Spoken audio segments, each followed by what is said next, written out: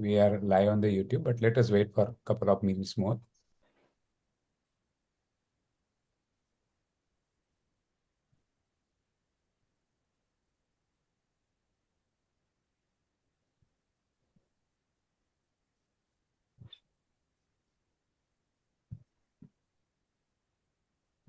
We had another talk on osteoporosis, Ravish. After your about 1.5 years later, we had Dr. Jatin Saab from Nadiad. He's a Baroda Medical College alum, and he does a lot of work on preventive aspects of osteoporosis. So it was a good talk, lot of appreciation. Newer molecules are now available for Yes. medical That management of also talked osteoporosis. about that. Maulik, good morning. Good morning, sir. I just remembered you for your work, which Oh, was not so thank you well very known much, sir. which was not so well known in Baroda. So we Yeah, came to yes. know about it through Saturday Club and our clinical meeting. Thank you very much, sir. Thank you for appreciation.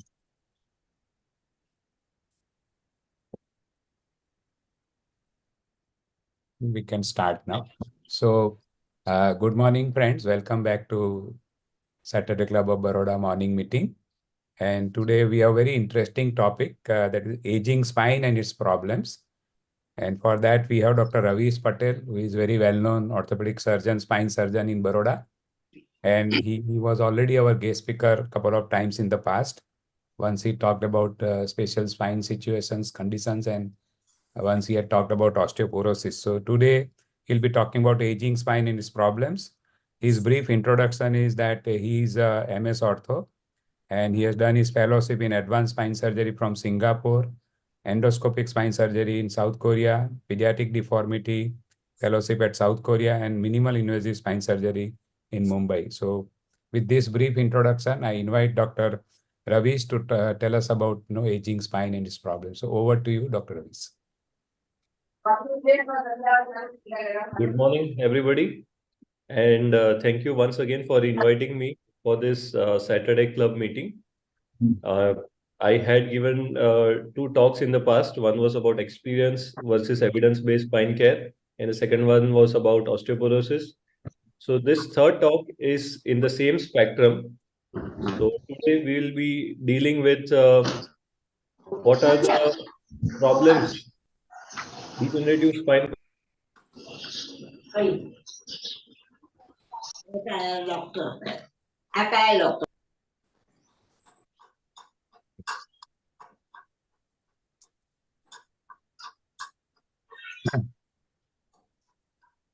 Your slide is visible, Ravish. You are muted. Sorry, Dr. Ravish, please unmute. Dr. Ravish, please unmute. Yeah, am I audible? Yes, now audible, and your slide is also seen. Just go back to slide. So yes, please. Thank you. Yes. Okay. Okay. So today we'll be dealing about aging spine and why it is important.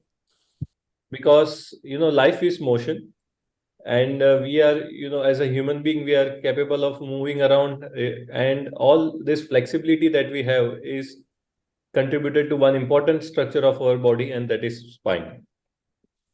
Spine has movements in 3 dimension. Bending, we can bend forward, we can bend sideways, and twisting movement is also possible. So all this is very important for our daily living. But there is only one surety in life, and that is all of us are going to age. We are not going to remain the same throughout our life, and our spine is not an exception. In spine, all the mobility, it comes from the disc and the joints. And as we all know that all the mobile structures are prone to wear and tear due to the stress in life. And the spine goes through a sequence of events which is known as a degenerative cascade, and which is responsible for the age-related changes in spine. You must be thinking that this is this must be starting at an age of 50 to 60 years, or it may be developing at later stage in their life, but that is not the case. In fact, the spine degeneration starts as early as 20 or 30s. If you see this study, which was done in 2021 in Asian Spine Journal, 50% of normal population who do not have any spine symptoms, they will show signs of aging at an age of 30 years, 50%. And this keeps on increasing with age. Definitely, there are multiple factors to blame, be it a hereditary factor, be it dietary factors, be it a sedentary lifestyle. But this is the reality that spine degeneration starts at 30 years. So let's look at what are the changes that are occurring. The earliest change that occurs is the loss of fluid, loss of the reduction in the hydration in the intervertebral disc. The normal disc, has two structures. The central jelly-like structure known as the nucleus pulposus, and it is surrounded by tough fibrous annular layer. So because of the wear and tear and the stress that are occurring, this jelly starts to lose water. It starts to dehydrate. And that is responsible for the first problem, and that is because of decreased flexibility.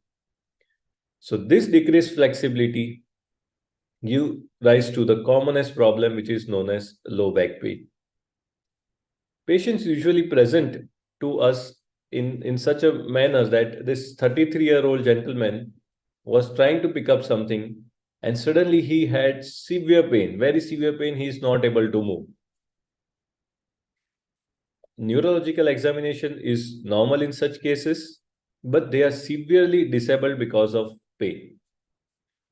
And when you follow up this patient, you realize that, after 4 or 5 days, after taking medicines, taking some rest, they get better. That can happen with 80 to 90% of people at some stage in their life.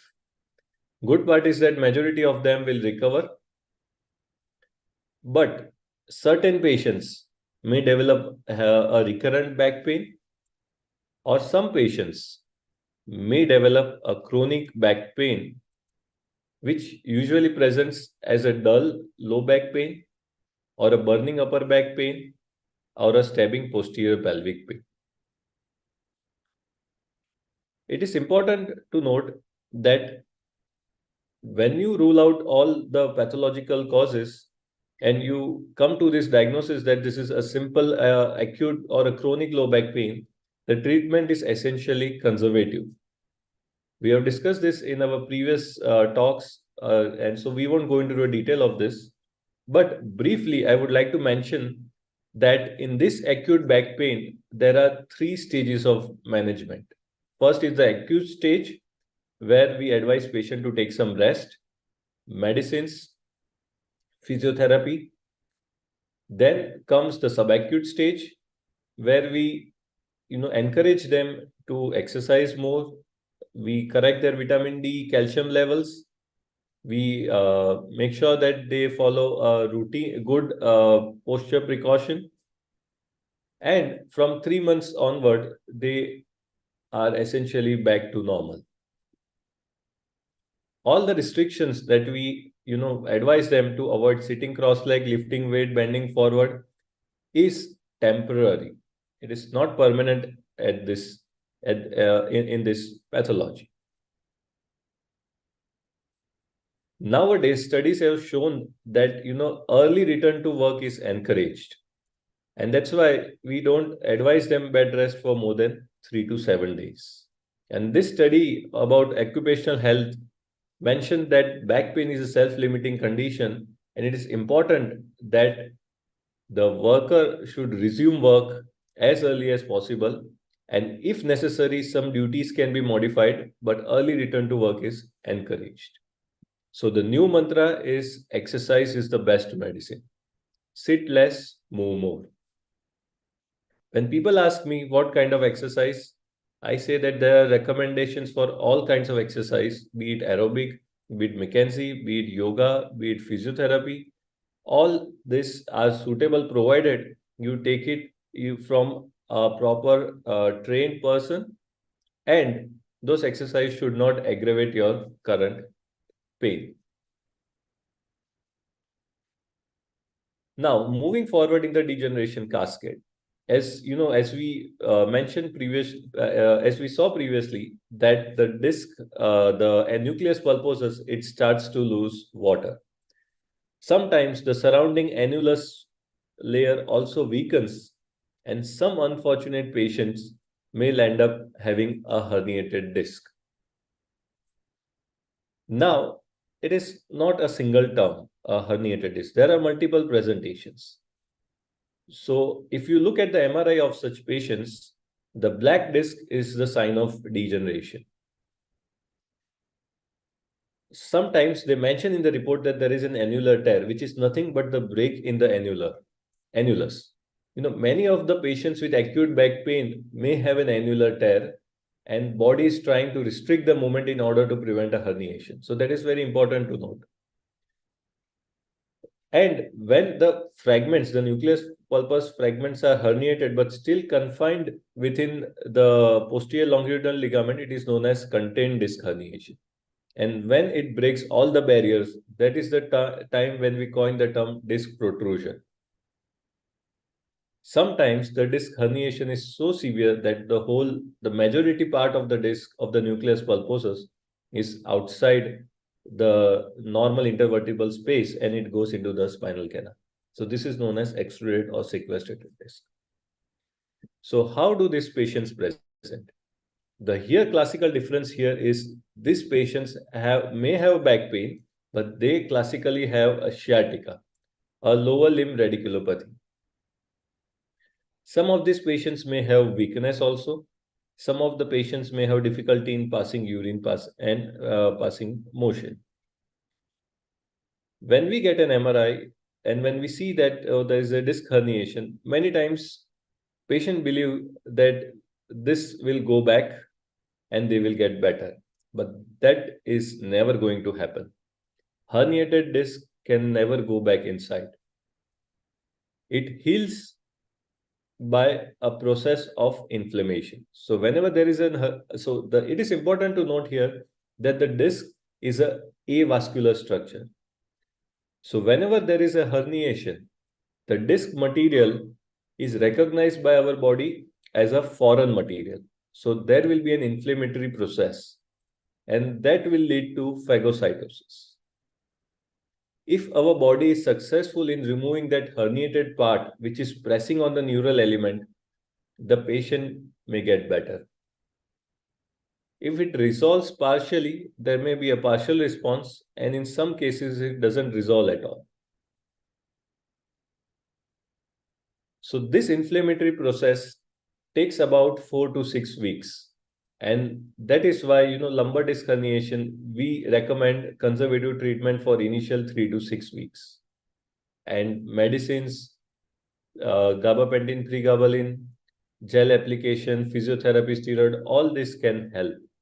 And the good thing is that 90% of the patients, they get better with conservative treatment. And this has been proved by multiple studies. Only 10% of the patients who don't improve will require surgery, and or patients who are having weakness in legs, who are having cauda equina syndrome, that is they are unable to pass urine or stool, or they don't recognize that there's an incontinence. So those are the cases where we have to go in early and do an emergency surgery, or when the pain is very severe, which is not responding to medicines. So these are the cases which I would say roughly account about 10% of those patients may require surgery. The work modification required here is essentially to prevent bending, to prevent twisting, and to prevent prolonged sitting. It can be temporary or it can be permanent, and it varies from case to case. Now, moving forward in the degeneration cascade, as we must have seen the knee X-rays where the meniscus, it starts to degenerate and the two bones starts rubbing against each other. So same thing happens in spine. So as a result of frequent wear and stress, the herniated disc, it shrinks in size, and the two vertebral bodies starts coming close to each other. And that is known as the osteoarthritis of spine. You can see the normal disc on the left side. You can see that these are the vertebral bodies. This is the normal disc. And gradually, the height of this disc will decrease and the two bones will start rubbing each other. There will be multiple osteophyte formation. And that is known as osteoarthritis. So how do these patients present? They have classical pain which aggravates on getting up in the morning. But once they are mobile, they are comfortable. They may have pain while turning in bed. So all these are classical mechanical symptoms. And if we get an X-ray of such patients, you can see these are the vertebral bodies and the collapsed disc spaces in between. You can see there are wide osteophytes, bridging osteophytes, and these are essentially not providing any mobility here at this segment. And that's why the spine is a stiff structure. So when these patients try to move, there is a tremendous stress on the back muscles, and that aggravates or that causes pain. But once they start moving around, their muscles, they adjust and the pain reduces. So this is classically known as spondylosis. When I coin this term to my patients, they think that, oh, मुझे तो spondylosis की बीमारी है. But trust me, this is the best end result of the degeneration cascade.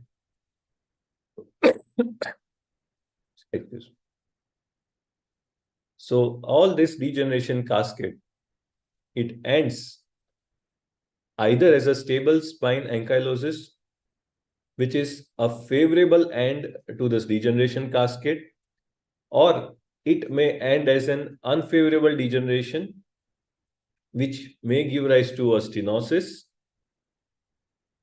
or a listesis or a deformity. So what happens is that when the two bones start rubbing each other, there are multiple osteophytes. As we saw on the X-ray, there are anterior osteophytes and there are posterior osteophytes also. And this may compress the neural structures. And that, along with other changes such as a bulging disc, this is a normal looking MRI. This is the disc. These are the two facet joints. And these are the neural structures. So you can see there is a facetal hypertrophy, ligamentum flavum hypertrophy, and a bulging disc. All this put together causes significant compression on the spinal canal, giving rise to nerve root compression. How do these patients present? Well, they have a problem classically on walking and standing. They cannot walk more than, say, 200 to 500 meters. They cannot stand for more than 10-15 minutes. But the moment they sit down, they are perfectly all right. And if you do a neurological examination or any form of, all the findings will be normal in such patients. This pathology may not be detected on X-ray. In X-ray, if you get an X-ray of such patients, just degenerative changes and lumbar spondylotic changes will be seen. What is required here is an MRI. An MRI can only detect lumbar canal stenosis. And you can see on this MRI, the flavum hypertrophy, the facetal hypertrophy, and the disc bulge, all this put together. You must be thinking that this might be a case of a disc herniation. Well, if the symptoms are suggestive of a stenosis, where the patients have a problem only on standing and walking, and the straight leg raise test is negative, this is usually labeled as stenosis. And this disc is not a fresh disc. This is basically an old disc which might have occurred, years past, and this might have been a hard calcified fragment. Now, along with stenosis, the other degeneration, the other unfavorable variety of degeneration is spondylolisthesis, where instead of coming together, the bones coming together, they start moving forward or forward and backward. So there is an instability which can cause a significant problem. So there are two kinds of spondylolisthesis. One is the lytic listhesis and the other is a degenerative listhesis. So lytic listhesis, you see, it is not a degenerative one. It is because of a pars defect. And here you can see the canal is wide open. The problem here is the foraminal stenosis and a pars defect.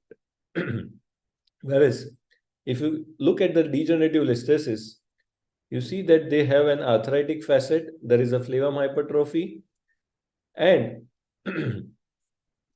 there is a significant narrowing of the central canal. Now, coming to the treatment part of the stenosis and listhesis, it is slightly different than, I would say it is completely different than the disc herniation, because here 70% of the patients, they don't improve. 60% may continue to face the same problem, and 10% of them keep on worsening every year. Only 30% can improve temporarily. So essentially here, still we can try conservative treatment, but the essential treatment in such scenario would be surgery. And this surgery is recommended only when the symptoms are affecting their quality of life, when they have significant motor weakness or a bowel bladder symptoms. The work modification that is required here is in form of they have to avoid doing activities which require prolonged standing and prolonged bending. And that is because standing will aggravate their symptoms, and they will have to sit down very frequently. So those occupation is not recommended. And bending and twisting will aggravate the degenerative process. And that's why this two kind of work modification is required in such patients. Now, coming to the last part of the unfavorable degeneration, that includes spine deformities. So these deformities can be a scoliotic deformity or a kyphotic deformity. And in many patients, both combined can also be present, like a kyphoscoliosis. The deformities that we see in adults fall into two broad categories. One is because of the degenerative change. You can see on the left-hand side, there are multiple osteophytes, the collapsed disc. This is classically a degenerative scoliosis along with some kyphosis. Whereas on the right side, you can see the disc space are normal. So this is adult idiopathic scoliosis. So this deformity is usually starts in teenage, and some patients may not may not be aware about this at an early stage, and may come to know later when they get an X-ray. Sometimes the deformity is severe, still patients, they opt for conservative treatment, and then they manifest which later on as a with back pain in later part of their life. So such deformities, majority of usually in adult, we start or we recommend symptomatic treatment in the form of physiotherapy, in the form of medicines. Sometimes a bracing can help, and sometimes local therapy in form of a patch or a gel or a hot application, or sometimes ice application. All these things are recommended.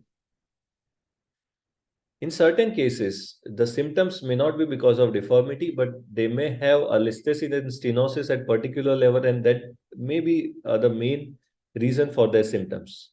So in such cases, we recommend limited surgeries whenever there is a problem. And curve correction or the deformity correction is reserved for very few cases when the scoliosis, the magnitude of scoliosis is significant, or the magnitude of kyphosis is significant, and which is affecting the normal ambulatory status. The fourth part of spine deformity management includes management of the underlying conditions. And that is osteoporosis, ankylosing spondylitis, Parkinson, rheumatism, and multiple sclerosis. All this needs to be treated along with addressing the deformities. Now, when we face patients with any of these problems, it is very important to draw a line between what is degenerative and what is not degenerative. And the best way to do is to follow this red flag. If any of the patient have on any of these red flags on presentations, at least they should be investigated and serious spinal pathologies should be ruled out. To remember this easily, I have made this mnemonic that is CARES and flip it. So CARES is cancer, any infection, R is rheumatoid arthritis or other arthritis, E is extremes of age, and S is chronic steroid use. Whereas in presentation, flip it, that is F is fever, loss of weight, I is incontinence, P is pain at rest, and T stands for trauma, which is relative to age. So elderly patient, a slight bending and aggravation of back pain, or a lifting a bucket and aggravation of back pain is a significant trauma. Whereas for a young, it may not be significant. So that trauma is to be taken, in consideration relative to age. So, and the last and the most important is when the patient is on conservative treatment and there is no improvement for about a month, then that patient should be investigated. So any of these red flags, along with two important findings in the physical examination, that is a motor weakness or a perianal hypoesthesia. So any of this presentation along with physical examination is present, that patient should be investigated before coming to a conclusion that it is a degenerative or a non-degenerative pathology. And why it is important? Because there are certain pathologies which we can manage conservatively if diagnosed at an appropriate time. Like in this case, this patient had a huge tuberculous abscess and he presented to us on time. There was no destruction, bony destruction. There was no compression on the spinal cord. We put a needle, drained out the pus as much as possible. We just wanted to get a tissue for the diagnosis, turned out to be tuberculosis, and it resolved completely at 1 year follow-up with AKT. And on the other end of the spectrum are these patients who are treated as a degenerative pathology for 6 to 8 months. And then this patient comes with a large mass, a giant cell tumor, which is coming from the spinal, the vertebral body. And ultimately, we have to do a major 2-stage front and back surgery to bring him back to life. Now, elderly people are usually worried that the treatment of spine pathologies is not successful. They have to continue to suffer from pain. They have to continue to suffer from weakness. But that is not the case if we follow this team's protocol. And this is what we do at our center. So the T stands for timely intervention.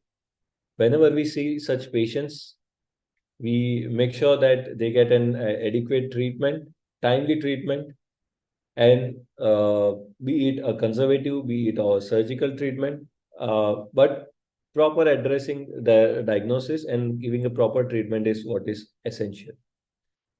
E is evidence-based care. In spine, newer inventions are coming day by day. The field of spine has changed dramatically in last 10-15 years. And we try our best to provide the best possible, best evidence-based treatment to our patients. And if I say that the most important point for a treating spine patient is to avoid unnecessary surgeries. There are certain conditions which we can better manage with conservative treatment, and those should always be managed with conservative therapy. M is minimal invasive for patients those who require surgery, and whenever we have an opportunity, we try to be as minimalistic as possible. As for example, in this case of a disc herniation, We did a keyhole surgery, and the patient was walking 2 to 3 hours after surgery. Stenosis can also be addressed, a kind of a minimal invasive surgery similar to a disc with a tubes. You can see the before surgery and after surgery. The Now the canal is open, wide open, the nerve roots are free.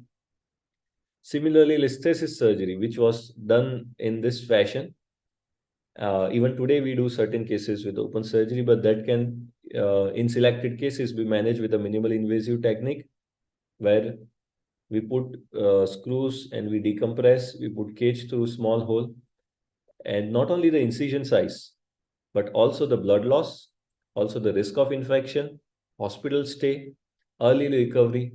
All this is better with a minimal invasive surgery. S stands for safe spine surgery. We have all the cutting edge technology. We have a microscope, we have endoscope, we have burrs, and that's why we can do complex surgeries. There is this like this. There is this 19-year male who was having idiopathic scoliosis. We did correction of scoliosis.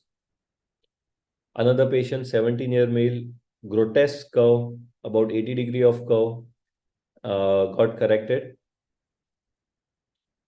This spine patient who was having a complete transaction of the spinal column, but fortunately he was having some intact neurology. We did front and back surgery, all done this under neuromonitoring, and this is how we recovered. So 15 days he started walking. This is at the end of 2 months, and this is at the end of 3 months. Traditionally, in the past, the tuberculosis surgery was done through anterior approach. And nowadays, we have started doing certain interbody fusions or surgeries for certain listhesis through anterior approach. And we are the pioneer in this. We did the first case of interbody fusion, lumbar interbody fusion through anterior approach. So this was the first case. The advantage of this is that there is no need to open the spinal canal at all in certain cases. So this patients with instability was managed through a retroperitoneal cage insertion followed by percutaneous screw posteriorly. And this, because the surgery, the back portion, the back part of the surgery is very minimal, these patients, they have very negligible back pain post surgery. And it is because of our efforts and continued advances and innovations, we are able to give good results to all our patients. So at the end, I would like to say that this is the degenerative cascade. That is how the aging process occurs in spine. And don't worry about spondylosis, because spondylosis is the best end result if it is not associated with a stenosis, listesis, or a significant deformity. Thank you.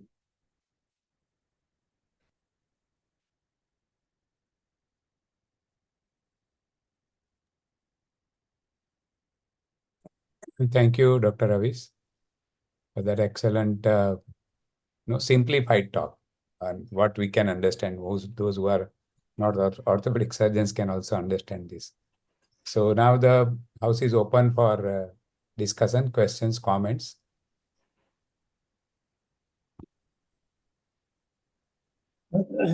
Ravish, any role of braces in spondylolisthesis?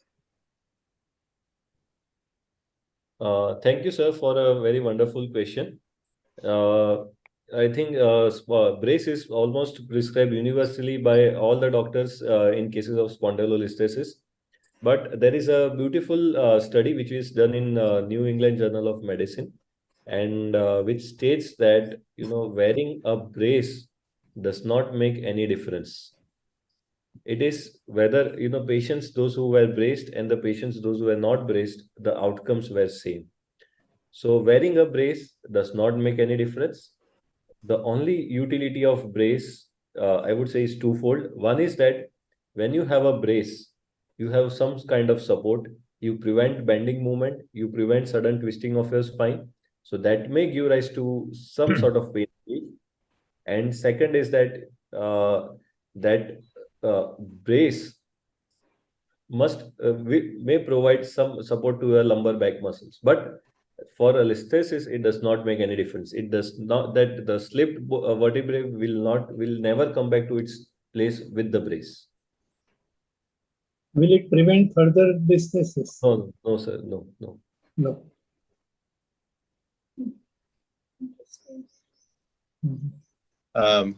Excellent talk, Dr. Ravish. Just a quick question I had. What is your approach to cervical myelopathy which occurs with aging? Okay, so that's a very good question. Because, to simplify my talk, I have not included the cervical myelopathy in this. So cervical, I would divide myelopathy into two parts. One is cervical spondylotic myelopathy, and second is myelopathy occurring because of ossified posterior longitudinal ligament. So when we talk about cervical spondylotic myelopathy, it is because of the same disc osteophytes, which is causing a compression on the cervical spine. And in OPLL, there is an ossification of the posterior longitudinal ligament, and that is giving rise to compression on the cervical spine. Now, when we talk about the management, I would divide the patients into three categories. The first are the patients who are asymptomatic and who does not have any signs. So they don't have any upper motor neuron signs.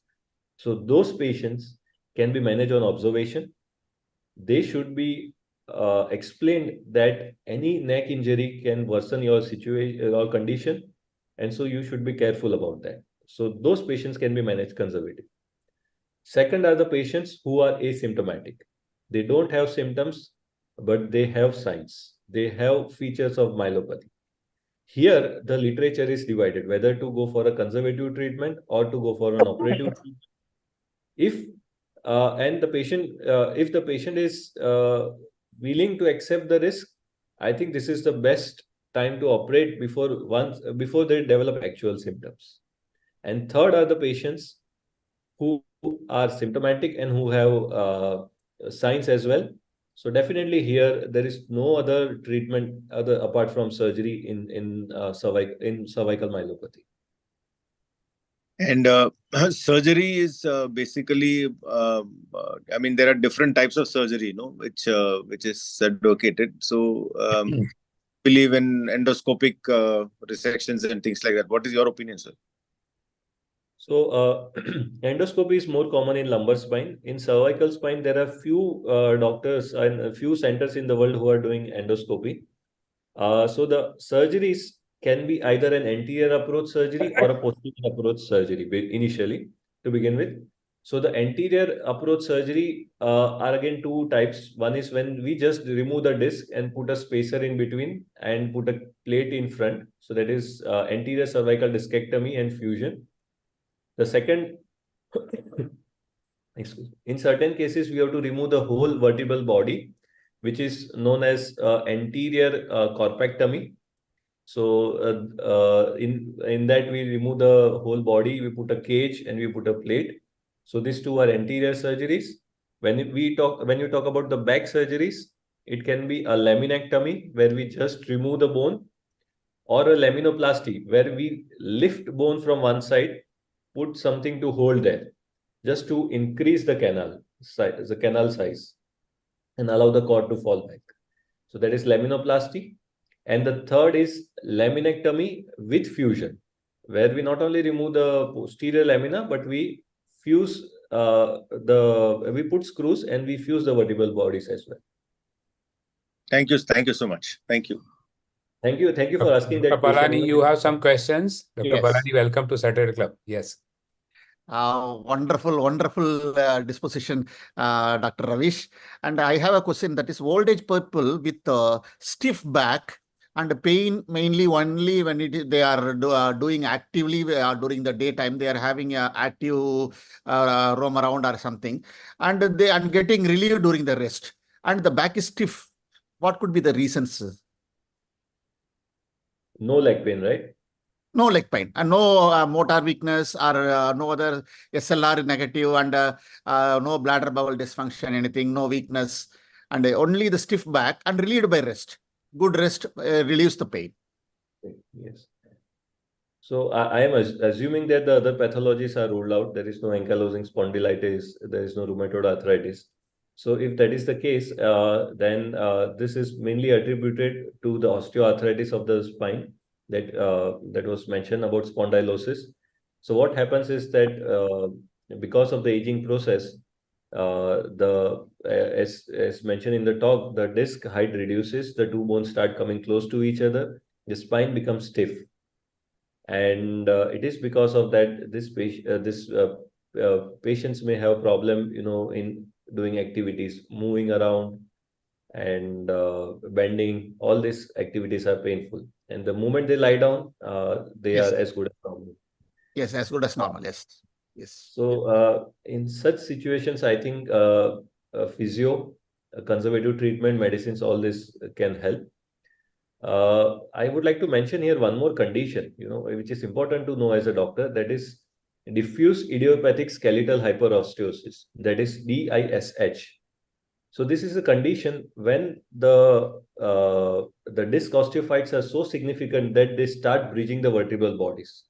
So instead of having, I would say, instead of having a mobile spine, they have a stiff spine, and because of that stiffness, they are not able to move. And the moment they lie down, they are normal, but they cannot move essentially because their whole spine is fused. So I think that may be one of the reason why the patients are not able to move. Thank you. Thank you. Dr. Avis, you said this degenerative changes start right early at the age of 30. So are there some preventive tips, say 1, 2, 3, 4, 5 tips for young people to avoid all these issues? Yeah, so that is a very good question. So all these degenerative changes, they are influenced by genetics, they are influenced by diet, they are influenced by ergonomic or posture precautions, and they are influenced by the type of work that a person does. So if the degenerative process is going to happen, you cannot avoid it. But if you want to delay it, I think the only two factors that are in your hand, and that is to modify your daily routine, and second is to modify your diet. Now, as far as daily routine is concerned, since a majority of us have a sedentary lifestyle, so I think it is important to have a routine where there is good amount of exercise, a strength training, yoga, and a cardio. A combination of all these three is what is recommended. And I always tell to my patients, maintain a regular activity. There are patients who will walk 21 kilometers at some odd day of the year, and then for the rest of the year they are immobile. So that is going to aggravate the degeneration. There are people who I would say that who are involved in severe strenuous activity, like a military person or a porters. They are not the ones who are having the most spine problem. The most spine problem are the people, those who are working on the office, working on the computers. Even doctors are more prone to have this spine problem, and that is because of the irregularity in their activity.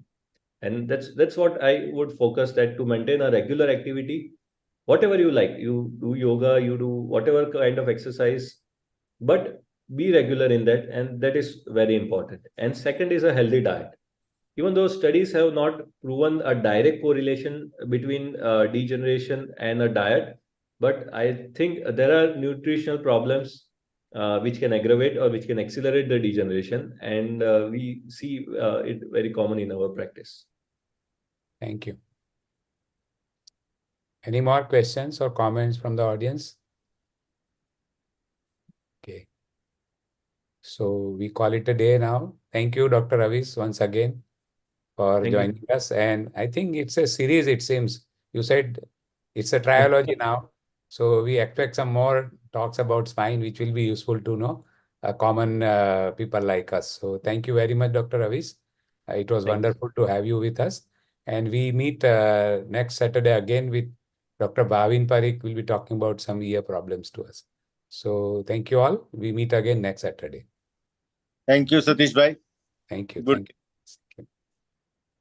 Satish bhai, thank you. I thought it is in the evening, so only I was not thinking. Today only I saw it is 8 a.m. So thank you. Thank you very much. It will be good to have you. For the audience, Dr. Yeah. Palani Raman is a pediatrician from Pondicherry, a very academically inclined and a rational pediatrician. So thank you, Palani, for joining. And we expect you to join every Saturday now. Definitely. Thank you. Definitely. Thank you. See you all then. Thank you.